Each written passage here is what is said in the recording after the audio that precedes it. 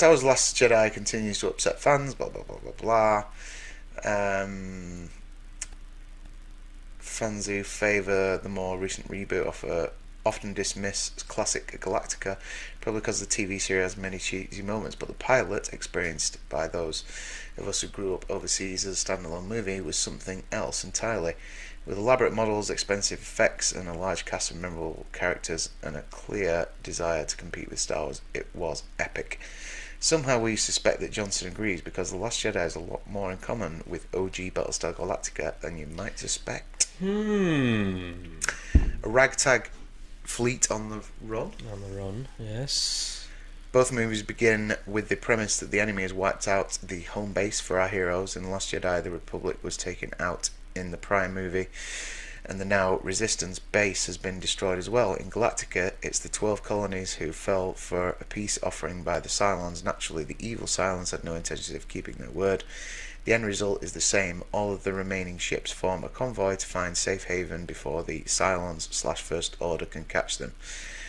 The Galactica is guided only by the legend of a place called Earth. The Resistance likewise hope that somehow, someone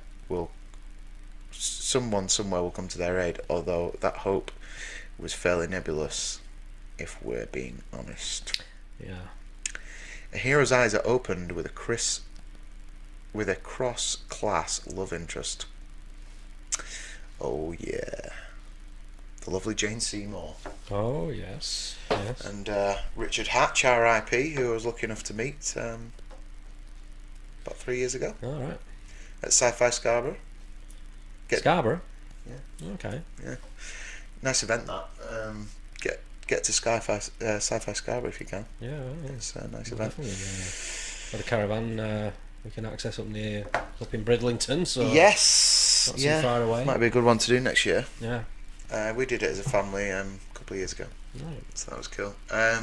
Straight Arrow, Apollo, and Reckless Starbuck were clearly based on Luke Skywalker and Han Solo back in the day, but they make decent mirrors for Poe and Finn as well. Apollo, a colonial pilot who nonetheless comes from privilege, learns about the suffering of the underclass when he tries to distribute food amongst all of the ships that have joined their group.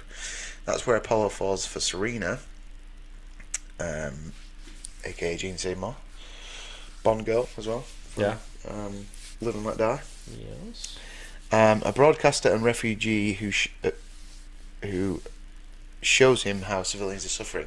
Together they empower a small boy, Serena's son Baxi, who will one day become a colonial warrior himself when the show becomes Galactica 1980. Baxi also had the Daggett. Do you remember the Daggett? The Daggets. The little robot dog type. The robot thing. dog. Yeah. Daggett. Yeah. So Finn, a hero who comes from the First Order, learns about the suffering of the underclass from Rose, a working class tech who falls for him. Together they empower several small children, including one strongly applied to have future Jedi potential. It's a hard knock life for us. Oliver in space. A rival authority figure threatens to undo everything. The results here are different, but the twist is very similar. Sire Uri, who believes the Cylons are no longer a threat, overrules Commander Adama. In The Last Jedi, Admiral Holdo appears to overrule a comatose General Leia. Holdo turns out to be right, Uri dead wrong, but both result in subterfuge by the best pilots on hand. A cute space animal, mostly irrelevant to the plot, steals the show. Yes, it's true, Porgs are the Muppet 2 of the 21st century. Though we dare say there's a touch of BB-8 in the Robo Daggett as well. There you go. The main villain is a traitor who runs afoul of his boss. Like Baltar, Kylo Ren once lived in a good guy civilization, but Kylo cemented his turn to evil by leading the destruction of a key base, in this case the Jedi Temple. Although where Baltar runs afoul of the Imperious leader, it's Imperious leader who wins. However, Baltar proved so popular that the show retconned his death, and the evil alien spared him for future episodes. We'll see what they do with Snoke in the next movie. But suspect a partial retcon of some sort. Yeah, maybe. I don't know. Maybe an explanation at least. Of like. who the hell he was. Yeah, he looked pretty dead at the end. Yeah. So, yeah, that's pretty funny. A casino planet has a dark underbelly. You see? Yeah. It's all there, man. It is, isn't it? Starbuck doing a bit of gambling. Oh my word. Go figure, you mean casinos which seem fun are also exploitative? Granted, there's an obvious enough metaphor for anyone to grab onto. On Canto Bight, the rich get richer while happily selling weapons to both sides. They also abuse the animals and children living down below. On Carillion, gamblers from all corners of the galaxy, good and bad, believe their luck until the elevators go to the basement. That's where they find themselves cocooned to become insect food. Nice. The bad guy's beaten with a bluff. When the Resistance appears cornered on the planet Crate and Kylo Ren approaches, Luke Skywalker fakes him out by pretending to be standing in front of him, ready to attack. Kylo buys it just long enough for the Resistance to escape. When the Galactica team appears cornered on the planet Carillion and a Cylon base star approaches, Starbuck and Apollo fake it out by pretending multiple Viper squadrons are approaching, ready to attack. The base star buys it long enough to change course and gets too close to the exploding planet's surface. The Galactica escapes. There's still a ragtag fleet, now with optimism. Both The Last Jedi and Battlestar Galactica had to leave room for more. They do so in the same way. The last survivors of the great civilization, pared down and still on the run, know that somewhere out there they'll find hope, even as their primary enemies remain alive and determined to wipe them out somehow. Do these similarities make The Last Jedi a complete rip-off? No more than the original Star Wars was a rip-off of Akira Kurosawa's The Hidden Fortress. Of course, the original Galactica faced a lawsuit for its similarities to the first Star Wars. Regardless, the parallels between The Last Jedi and Battlestar Galactica are numerous enough that we suspect it is a strong influence, conscious or otherwise.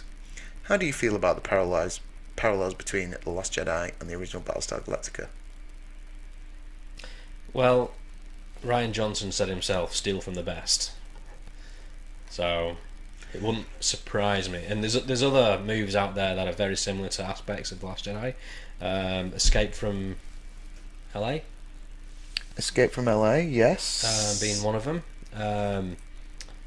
The end of that. Who's the actor? Who's in that? Kurt Russell. Kurt Russell. Yeah. He does the whole hologram trick. It's basically the same as the end of the Skywalker Kylo Ren scene for scene. Really? Rian Johnson denies anything to do with it, but it's too much of a coincidence, man. Yeah. I'll show you later. Yeah, he does a whole hologram trick. They all fire at him. You know, you'll see. I'll show you. Groovy Bruce just doesn't pop up as a plastic surgeon in it. Yeah. So there you go. Yeah, I mean that's very interesting. Yeah, and like I say, I'd rather still sit and watch the original Battlestar Galactica probably than The Last Jedi. Me too. It's been a few years since I've seen it, but yeah, I think I would too.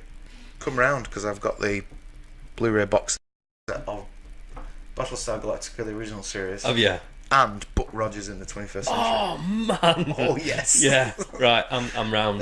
Yeah. Oh yes! Excellent stuff. There you go. And V. I wouldn't mind watching V again. Yeah, I've got very little memory of V. Yeah, I remember it. I've got two older sisters. I remember it being on. They used to watch it. I've had really strong childhood memories of Buck and Battlestar Galactica. Yeah. And Thingy that I met on Sunday. Oh yeah, Street Hawk. Rex. Yeah, Rex Smith. All those 80s TV shows, man. Yeah. Street Hawk, Airwolf. Yeah. Stringfellow. A-Team. Yeah. Stringfellow Hawk. Knight Rider. I mean, you know, Airwolf, Knight Rider, and Street Hawk were effectively the same show. Basically, yeah. Just with a different vehicle. Yeah. But we need to do a Knight Rider rip-off. What vehicle should we use? Yeah. What else? We Helicopter, been done, sir. Yeah. Motorbike, no. We can do that one. Done. Well, there you go. Well, it was all I had it in my head for that reason that because like Battlestar, Buck Rogers, Magnum, the A-Team, Knight Rider, they were all Glenn A. Larson and or Donald P. Belisario, Okay. the creators Right. of all of those shows. Yeah. So I thought, I had it in my head and I was like, oh, Street Hawk must be one of them as well.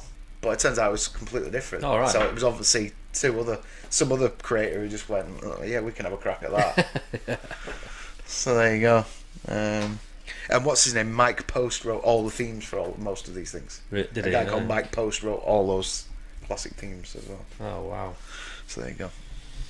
So there you go. Why don't you let us know what you think? Check out Battlestar and come back to us and let us know. Yeah, cool.